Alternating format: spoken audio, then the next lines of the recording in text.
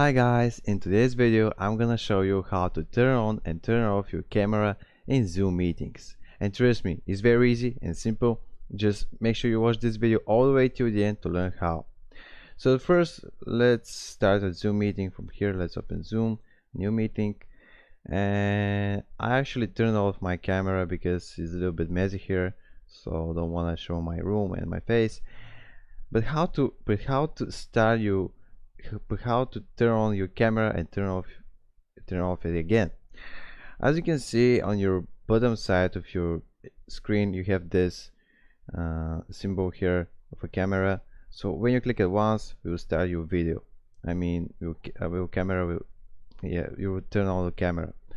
And when you click it once again, it will turn off your camera.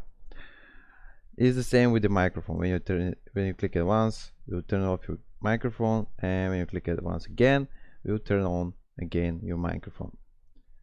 So yeah, it was a very quick tutorial how to do it. If you're finding this video helpful, you can give it a like, and also if you have some problems, if you have some questions, don't be hesitant to leave them in the comments down below the video, and I will try to respond in a few days if I can. So yep, see you next video. Bye.